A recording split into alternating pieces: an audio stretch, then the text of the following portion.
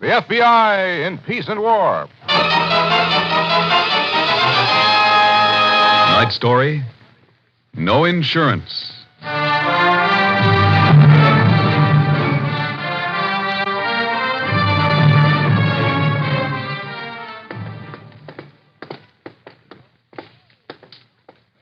Here we are, Mr. Bailey. Room 1012. Thank you. A half hour, Dr. Walter said. Will you tell Mr. Shepard? I will, nurse. Thank you. Just ring if you want anything. All right. Of course, what we want to know... Oh, come on in, Frank. Uh-huh. Draw up a chair. Mr. Davis has decided he wants to tell us the whole story. Oh, good. How are you feeling today, Davis? Oh, I'll get by. The nurse said you're coming along fine. She also said we only had a half hour, Shep. I think that should be enough. What about the DA? On his way over. With Doc Judson? Judson and Miss Redding both. What? She's coming here with Doc, Red? You don't want to see her, Davis? Don't I? Listen, I want to see the both of them. Mr. Doyle wanted them to hear what you had to tell us, too. Oh, they'll hear. Don't you worry. They'll hear plenty, boy. I'm afraid we can't wait, Shep. Well, suppose you start in, Davis. Okay. Where do you want me to begin? Let's begin any place, in your own words. Okay. How about a cigarette first, huh? Here you are. Light? Yeah, thanks. Yeah, that's better. Well, now, let's see. You want to take it from when the doc first came to see Red and me, huh? The Doc? Yeah, Dr. Judson. Mm-hmm. Well, he came to see the Redhead and me when I dropped in to see her between shows. I always used to drop in on Red between shows, you know? Go on. Yeah. Well, like I say, Red and me was seeing a little of each other in those days. Yeah.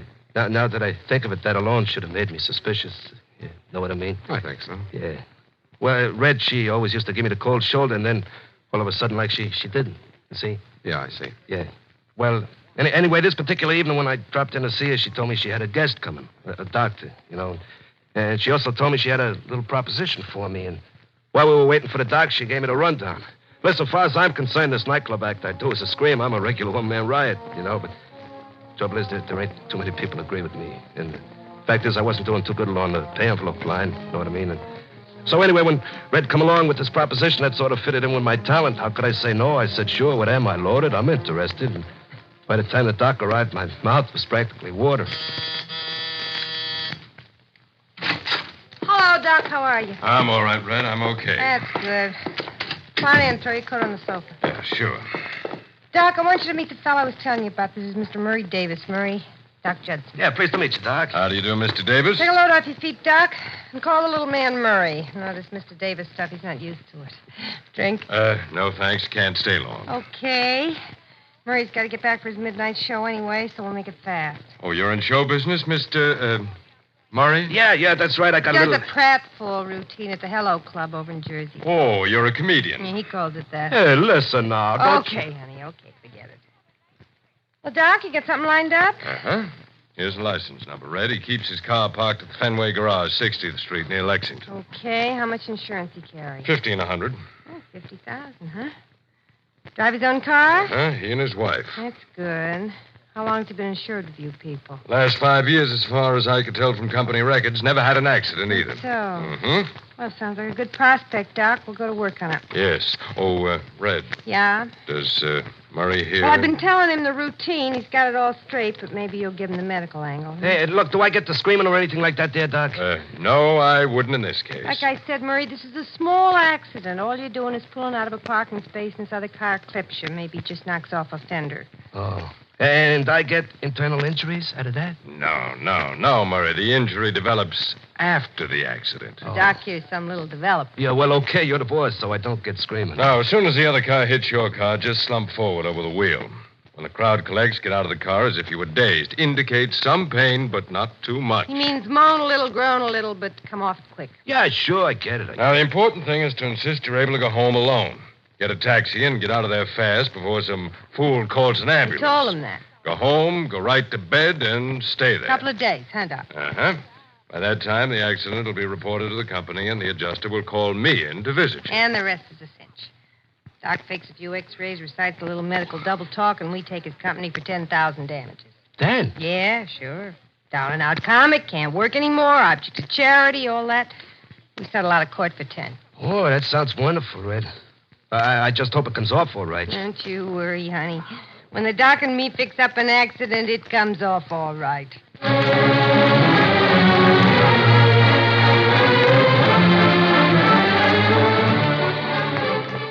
Yes, sir. Red and Doc, they had the whole thing worked out to the last detail. And Red meant what she said when she told me it would come off all right. First, she lined up a signal man. Okay, now, Joe, you got the routine. You watch the Fenway garage. When you spot a red Cadillac, license Y2426, you give me the signal.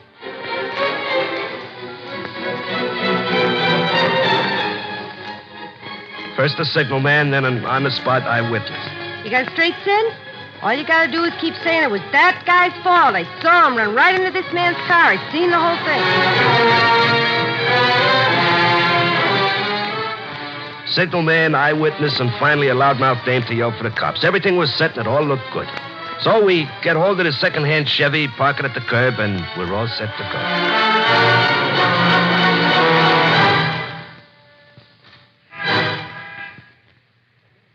You nervous, man? No, I'm okay, but I would just as soon get this over. Yeah, I know. Yeah. Well, what time it is? 10. Oh. I thought Joe said the guy's wife usually took the car out about 10. Yeah, that's right. You got plenty of room to pull your front wheels out there? Oh, sure. It's just 10? Now, remember, when I say step on it, cut hard to your left. Yeah, I know all that. Yeah, you do. Now, you better start your motor. Joe, just give me the signal. What? Start your motor. Oh, yeah, sure.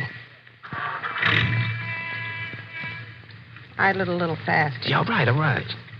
Okay, I'm not watching you now. I'm watching in back. Yeah, I'm set. Cadillac's coming out of the garage now. Okay. Turning into the street. Get into gear. Yeah. Coming down the street. Keep your hands on the wheel to cut hard left. Wife's driving. Yeah, all right. Here she comes. Idle it a little faster. It's getting closer. Wait now. Wait.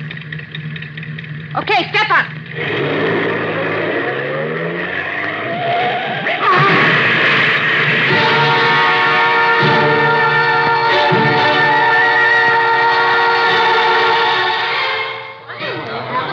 Well, now stand back, everybody. Stand back. All right, now step aside. Miss, you hurt? Honey, speak to me. Honey, speak to Sugar. What's to speak? I guess I'm all right, officer. Just get us a taxi, please. I'd like to go home.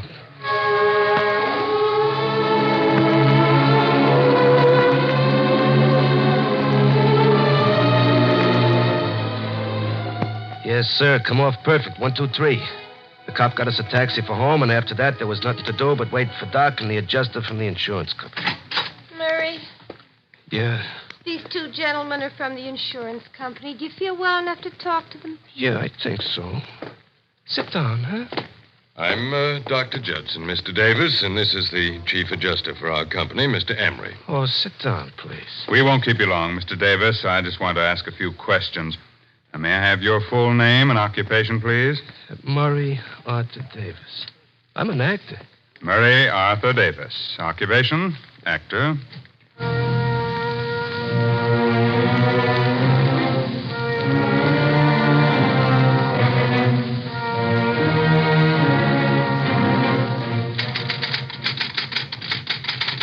Murray Arthur Davis. Occupation, actor. 2 R's in Murray, Mr. Emery? That's right. And now on to question 3, nature of injury. Write in see attached report and X-rays and Dr. Judson's examination. See attached report. Hold it, Miss Snyder. Yes? Mr. Emery, there's a gentleman here to see you from the district attorney's office. Oh, send him in, please. Yes, sir. We'll fill in that form later, Miss Snyder. All right, Mr. Emery. Can I have the amount of the claim? Mr. Davis is asking for $20,000, and he'll probably settle for $10,000. Yes, sir. Come in. That's all, Miss Snyder. No calls for the next half hour. Yes, sir. Mr. Doyle, how are you? Hello, Emery. Meet Mr. Shepard and Mr. Bailey of the Federal Bureau of Investigation. How do you do, gentlemen? Emery, hope you don't mind our barging into the case like this. Well, not at all. I'll give you the quick version, Emery. Sure. Sit down, gentlemen. Sit down, please. Thanks. Well, things happened pretty fast after you sent me the inquiry on the Davis accident. They seem to have. We cross-checked his background with the federal files, along with that Redding woman who was in the car with him, and the next thing I knew, Shepard and Bailey here were flying in from Washington.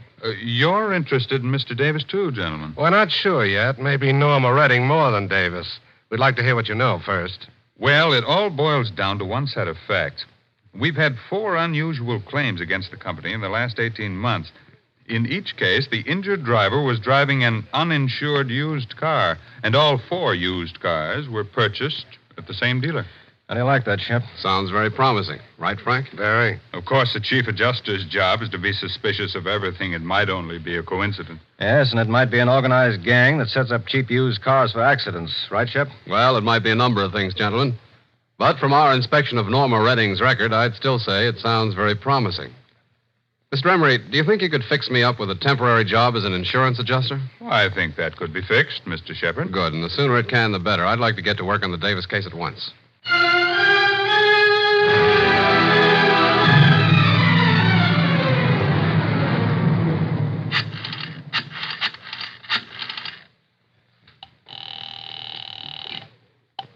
Hello? Hello, Red. This is Doc. Yeah, Doc. What's the trouble? Oh, no trouble, Red. None at all. In fact, it's good news. Yeah? Yeah, they've assigned a new adjuster to our case. An Ivy League character named Shepard. Well, it'll be like taking candy from a baby. 10,000 worth of candy? You bet, Red. Okay, Doc. Murray will be ready for him. Send him over.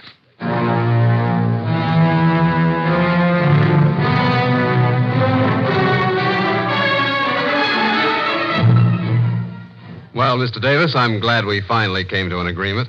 I think 10,000 is fair compensation for your injuries. Oh, thank you, Mr. Shepard. You've been very helpful. Murray, don't tire yourself talking, honey. Oh, that's all right, Norma. My fiancée spoils me, Mr. Shepard. You're lucky to have such a girl, Mr. Davis. I know. Everybody's been so wonderful to me. Everybody's been so... Murray, darling. Doctor. Yes, I was afraid this would happen. Everybody's so wonderful. Well, this financial talk has been too much of a strain. Mr. Davis, you must try to relax. So wonderful. Even when the doctor told me I'd never do my act again. Murray, don't talk like that. Yes, I'm sorry, Norma. Mr. Shepard, you'll excuse me. Of course, Mr. Davis. Goodbye, Mr. Shepard. Thank you. Goodbye, Mr. Davis. You'll be hearing from us soon. Doctor? I'm going to give him a sedative. I'll see you back at the office, Shepard. Right. Goodbye, Miss Redding. Goodbye, Mr. Shepard.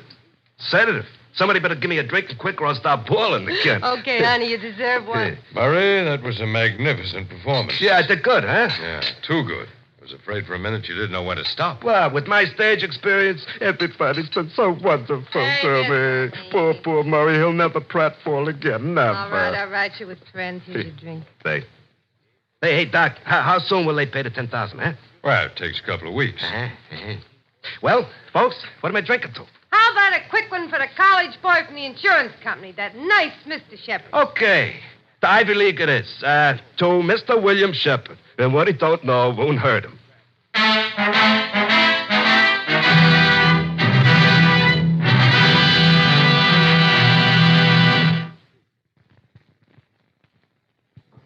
Yes, come in, Frank. Thanks. I missed anything? No, I just finished reading Judson's report. You got something? Maybe, but I'll get to that in a minute. Don't let me interrupt. Shep, Uh-huh. what sort of fellow is this Dr. Judson? Competent, perhaps a little too smooth. I had to talk with him before I saw Davis. He told me that he'd given him a thorough examination and we'd be lucky to settle for half of Davis's claim. So, we agreed to settle. There's only one thing that bothers me. Yeah? Judson said the same thing in those other 4 cases. What do you think? Well, it's our policy never to think anything until we can prove it. That's why I asked Frank to do a little research. I see. What about it, Frank? Well, you can decide for yourselves. During the last 24 hours following Shep's visit to Davis, he, 1, went to the movies, apparently unaffected by his severe injuries. 2, dined and danced with our friend Norma Redding. And 3, shot 2 games of billiards in a 3rd Avenue pool room. Pretty much activity for a man as badly damaged as Dr. Judson insists. All right, what do we do about it? I have an idea, Paul, and with a go-ahead from you, Frank and I will go to work on it. Okay, you have it. Thanks. Now, there's an old saying I just made up, Paul. If you can't see in the dark, it's a good idea to turn on the light. Anyway, we'll give it a try and find out.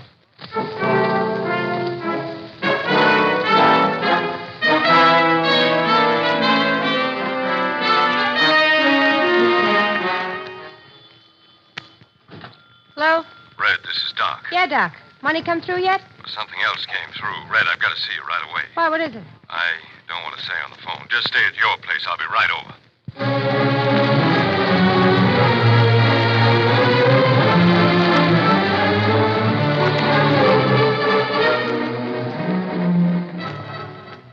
Go on. What else? What else?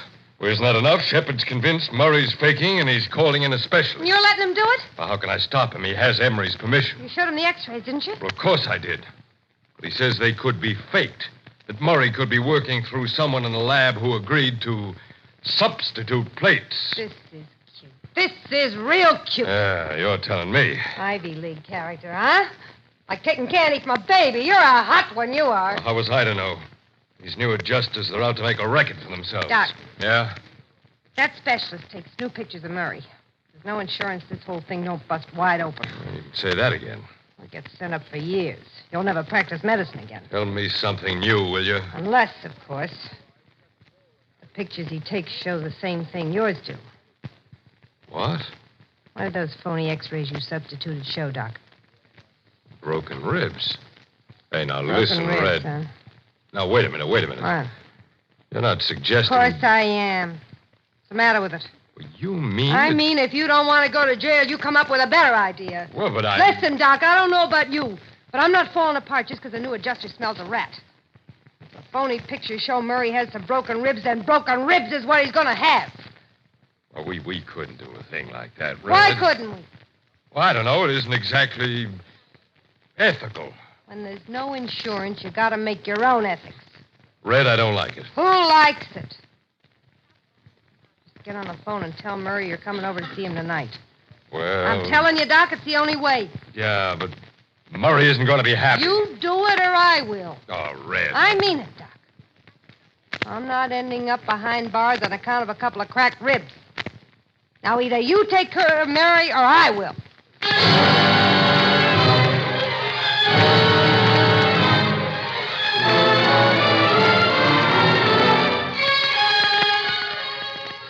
And when the doc called me that night to say he was on his way over, I had no idea what was coming. He brought a bottle, and we just sat around drinking. I thought maybe I was getting drunk. I never got wise to the knockout drops. Anyway, Doc just kept looking at me and thought, pouring out another.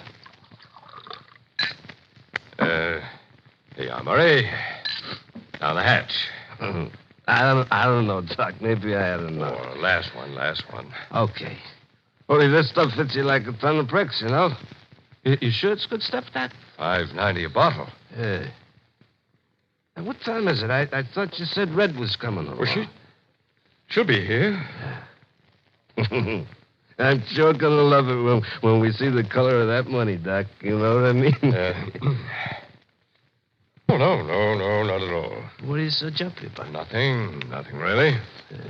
You know, Doc, you ought to take something for those nerves. What's the matter, Murray? I don't know. I told you this stuff really hit me. That's Red. I'll get it. Yeah, will you, Doc? Hello, Red. Hi, Red. Come on in. Huh? Thanks, Murray. Doc? Yes, Red, I did. Okay. Murray, how are you? I'll tell you better in a minute. Hey, Doc, you get me fired. Well, just because you haven't had dinner yet, Murray. Doc, Yes? you didn't tell him yet?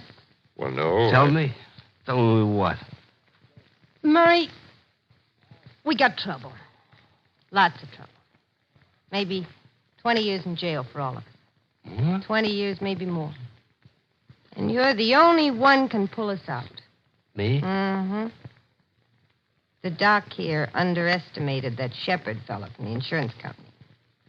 It seems it isn't Mr. Shepard who's simple-minded. It's the doc. Oh, now, Take listen, it easy, Red. Doc. Well, I don't see I'm what... coming to it. Oh. What's the matter, Murray? I feel a little peculiar. Go ahead. I'm all right.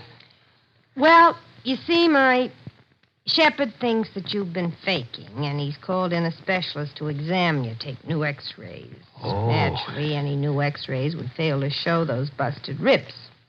All right, Doc? Yeah, that's right. So, Mr. Shepard would have all the confirmation he needs. Oh, we are in trouble. But I still don't see... We're coming to that. You tell him, Doc. Murray, if we want to stay out of trouble, we got to make those new x-rays show 3 broken ribs. Well, how? Red? How do you think, Murray? What? We got to break 3 of your ribs. What? Oh, now, it's not as bad as it sounds, Murray. With a stiff hypodermic, you won't feel a thing. What are you two kidding me or something? Murray, you always told me you'd do anything for me. Now's your chance. Come on, get out of here. Come on, both of you, get out of Doc. here. It's all right, Red. That stuff will take effect any second. What stuff? This stiff hypodermic, Murray. You've been drinking it for the last half hour. What? Well, you lost. Don't fight it, Murray. It's too late for that. Oh, the room is spinning. Just take it easy, like the doc says. No, Red. Don't do this to me.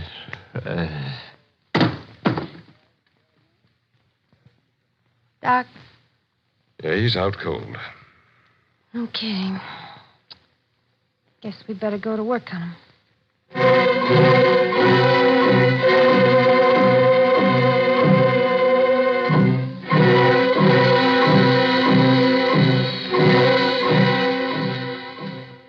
And when I woke up, I found F.B.I. agents in the room with me. And I guess you know the rest. Yes, we do. The FBI had you under steady surveillance, Davis. You and Dr. Judson both. And now that the doctor and Miss Redding are here, I don't think they're going to have as much to say as they thought. Is that so? Let me handle this, Miss Redding. And you're wrong, Mr. Bailey. We're going to have plenty to say. Really? You don't expect anyone's actually going to believe the rantings of this madman, do you? Not just a minute. It's all right, Davis. Let him go on. It's his word or mine, Mr. Doyle. And I'll have backing for my word any time new x-rays are taken. Just remember that. They'll show the same broken ribs as the original picture. Oh, they will. I'm sure of that. Well, then. They'll show the same broken ribs. And they'll also show something else. I beg your pardon? We've already taken new x-rays, Judson. Would you care to see them? You've already taken them. That's right. Here, see for yourself. They show a remarkable medical phenomenon. What? A really remarkable phenomenon. In the first set of pictures, the original x-rays, Mr. Davis's lumbar region was perfectly normal. However, in the set we took, by some strange miracle of science, Mr. Davis's lumbar region shows a pronounced scoliosis. A what? Scoliosis. Curvature of the spine, Miss Redding. Why, well, that's impossible. Impossible, but there it is in the pictures. Doc. Yeah, I'm sorry, folks. I plumb forgot to tell you all about my bad lumbar. You shut up, you. Mr. Shepard and gentlemen, You made a mistake, Judson, a very costly mistake. But why not be philosophical about it? After all, accidents do happen.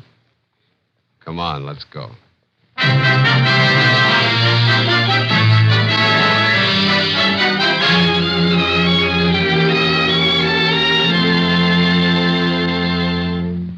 Confronted by the incontrovertible evidence of X-ray plates, in addition to Murray Davis's complete statement, Doc Judson had no choice but to admit his part in the racket. And in spite of all efforts to clear herself, Norma Redding was included with him in the subsequent indictment. Both were brought to trial, found guilty, and sentenced to long terms in prison, Judson suffering the additional penalty of being barred from medical practice anywhere in the United States. Murray Davis, though aiding the prosecution enormously through his testimony, nevertheless was given a light sentence. With his confinement, our files were closed on an accident victim who was paid off with broken ribs, a term in jail, and no insurance.